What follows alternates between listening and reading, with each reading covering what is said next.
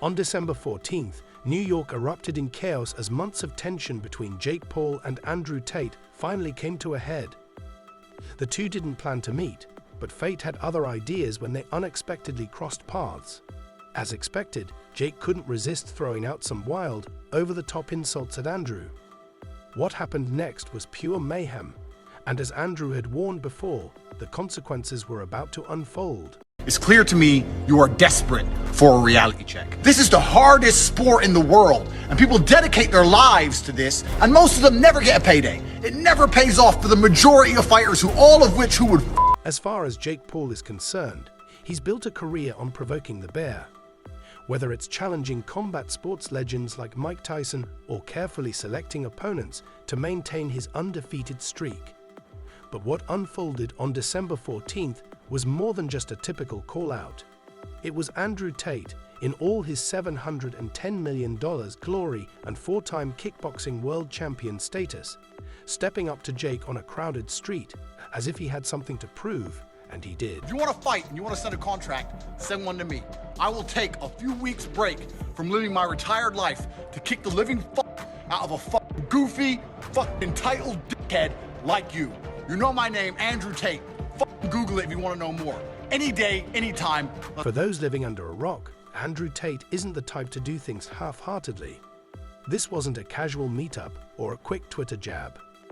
No, Tate approached Jake Paul in the middle of a busy street, surrounded by fans with smartphones, all eager to capture every moment of what can only be described as a public reality check.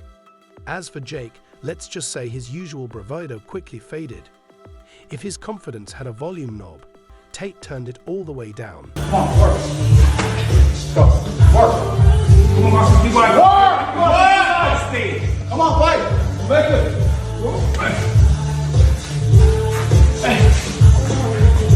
it.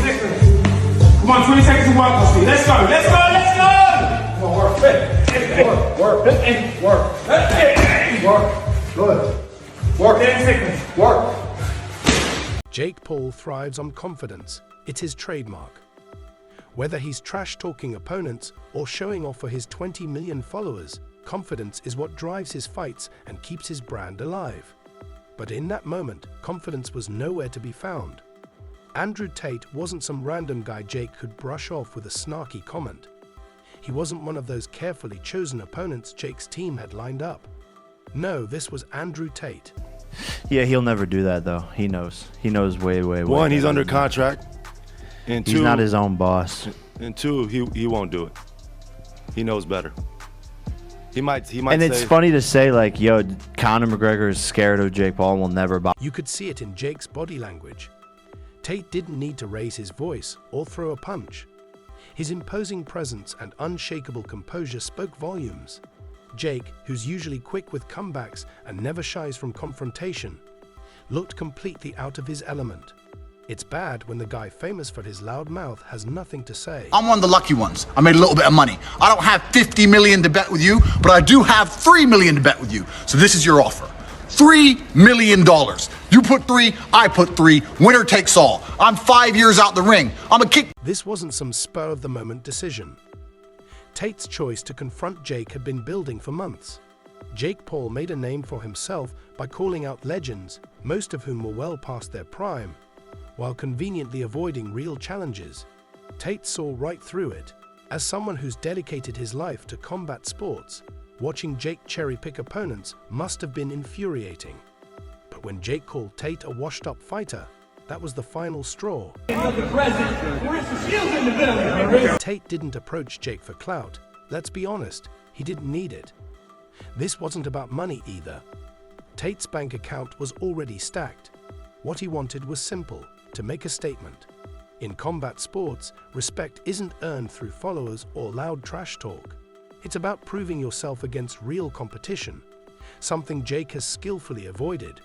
Tate wasn't there to play games. He was there to remind Jake what real respect looks like. December 14th started like any other day, until it didn't. On a crowded street, with fans and onlookers forming a human circle, Andrew Tate made his move. Phones were out, cameras were rolling, and within minutes, the footage flooded social media. Hashtags began trending. Hashtag Tate Paul. Hashtag Jake Paul exposed. Hashtag respecting combat. Brothers, one cage. Jake Logan, you Tristan. Who comes out alive? You know what? I'm trying so hard to not start internet beefs. I'm really trying not to. You could say Jake and Logan, man. Bro, don't worry about it. No, I can't lie. Bro, I'm going through life. I'm trying to live peaceful now. I've got Fed agents in my house. Matrix is after me. I'm just trying to live peaceful. But of course, I have absolute faith in myself and my brother, and I know what we've been through, and I know the kind of men. If you think this was all for show, think again.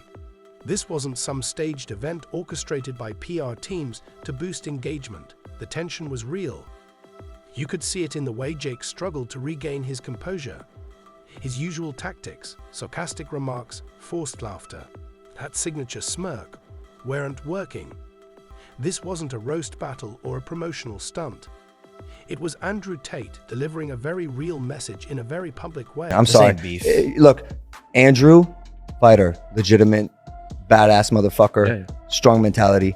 I'm sorry, Tristan Tate is the weak link. I say let's run He got a bad shoulder.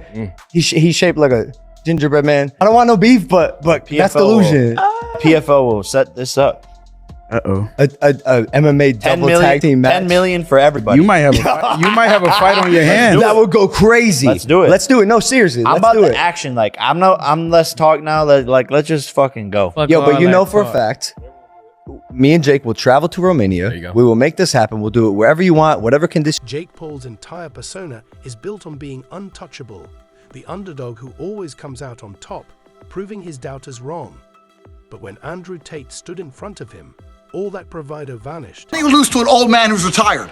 I live in the real fucking world, Jake. There's a whole bunch of fighters out here who live in the real fucking world. Men who are dangerous and dedicated their lives to this sport and don't have a fucking fraction of the money you have because you managed to become a fucking clown. Tate didn't have to do much. His sheer presence was enough.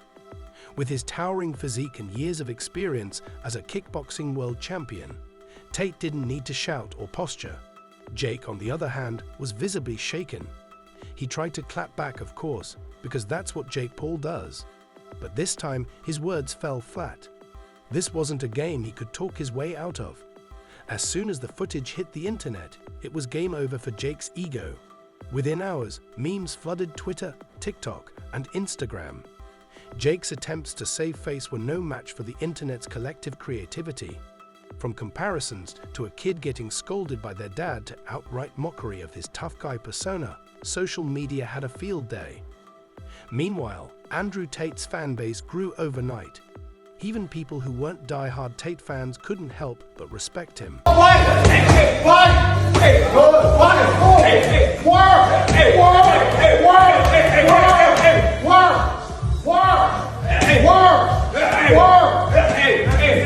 Keep going. Come on, work. Go. Work. Come on, Marshall. Keep going. Work. Come on, fight. Make it.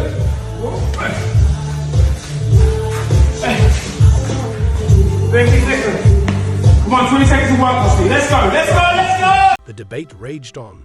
Was Tate right for calling Jake out so publicly, or was it just another case of two oversized egos clashing for attention? Regardless of where you stood, one thing was clear. This wasn't going to blow over anytime soon. Well, if I made my money impressing 4-year-olds on YouTube and managed to somehow become a multimillionaire from it, I'd probably live in a dream world too.